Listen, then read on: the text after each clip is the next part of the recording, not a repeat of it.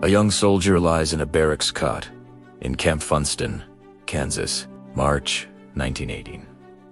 He complains of a headache and a sore throat. The camp doctor notes it. By noon, 100 more soldiers have reported the same symptoms. By the end of the week, 500 are sick. A handful are dead.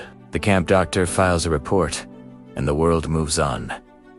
There is a war to fight. It was the worst mistake the world ever made. The disease that would come to be called the Spanish flu did not start in Spain. It almost certainly started in the American heartland, possibly in the livestock farms of Kansas or Haskell County, where families lived in close proximity to chickens and pigs, and where a novel strain of influenza had been quietly crossing the species barrier. But the exact origin remains disputed to this day. What is not disputed is what happened next. By the spring of 1918, American soldiers were streaming across the Atlantic by the hundreds of thousands, ferried in ships so overcrowded that men slept in shifts. They were young, healthy, and terrified. They carried rifles, rations, letters from home, and, unknowingly, a virus. The first wave hit Europe in the spring of 1918. It was unpleasant, fairly mild as influenzas go, and largely overshadowed by the final desperate offensives of the Western Front.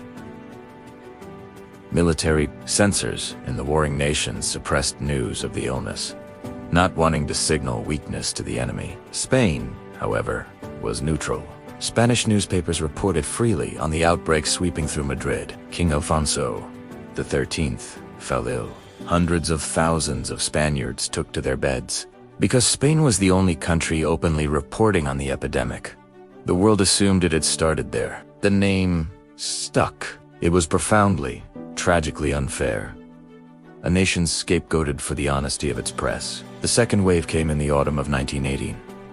And this one was different in every way that mattered. What made the second wave so catastrophic, so unlike any influenza the world had ever seen, was who it killed. Influenza, as a rule, is most dangerous to the very old and the very young. Their immune systems are either not yet strong or no longer strong enough. But the Spanish flu of autumn 1918 killed with terrible efficiency in the middle of the curve. Young adults between the ages of 20 and 40, people at the absolute peak of their physical strength, were dying at rates that stunned physicians. The death charts, when plotted on a graph, formed a shape that epidemiologists had never seen before. Not the gentle U-curve of a typical flu season, a sharp, vicious W. The leading theory today is that the very strength of a young adult's immune system worked against them. The virus triggered what is now called a cytokine storm. The immune system, encountering something it did not recognize, responding with such overwhelming force that it destroyed the body's own tissue. The lungs filled with fluid. Patients turned blue from lack of oxygen, a condition called cyanosis, and drowned in their own bodies.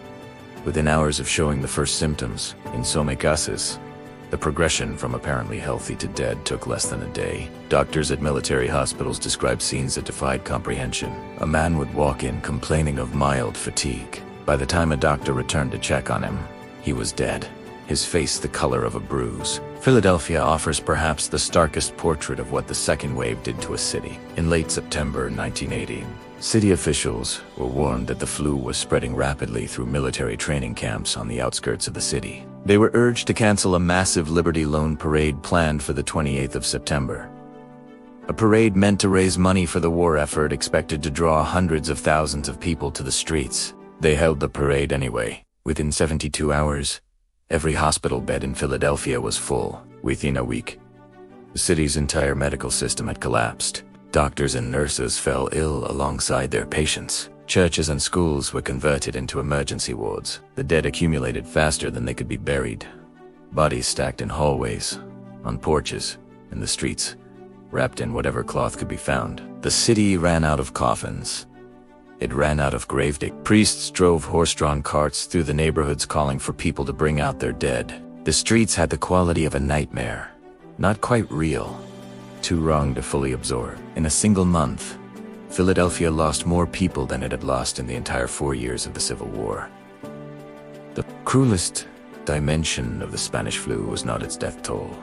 Staggering as that toll was, it was what the dying did to those who survived. A young woman named Catherine Ann Porter was living in Denver in the autumn of 1918 when she fell ill. Her fiancé, an Army officer named Alexander Watkins, sat by her bed for days, nursing her. She nearly died. He caught the flu from her and did die. 26 years old, just weeks before the armistice that would end the war. Porter recovered and spent the rest of her life writing around that absence. Decades later, she published a novella called Pale Horse, Pale Rider, which many considered the finest literary account of the pandemic ever written. The story is barely fictional. It is a document of grief dressed in the clothes of art. Stories like Porter's were replicated in every city, every village, on every continent. The flu reached the Arctic, carried by dog sled. It reached isolated Pacific islands. It reached the trenches on the Western Front, where men who had survived 4 years of industrial slaughter were killed in their cots by something they could not see and could not fight. It struck both sides equally, with complete indifference to nationality, ideology, or cause. The armistice came on November 11th, 1918. The war was over. People poured into the streets of Paris and London and New York, maskless, embracing strangers, weeping with relief. The celebrations almost certainly accelerated the spread of the virus in the final months of the pandemic.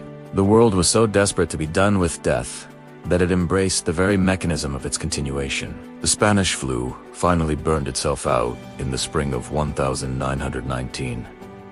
By then, it had infected an estimated 500 million people, roughly a third of the entire population of the planet at the time. The death toll is still debated. Conservative estimates place it at 50 million.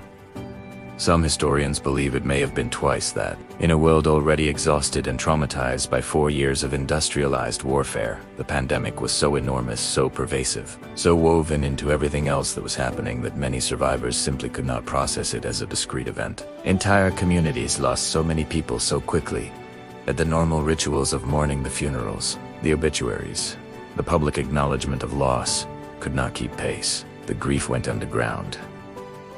People did not talk about it. Parents did not tell their children. The pandemic was simultaneously one of the most catastrophic events in human history and one of the most forgotten. It killed more people in a single year than the First World War killed in 4. The world that emerged was changed in ways it could not yet articulate.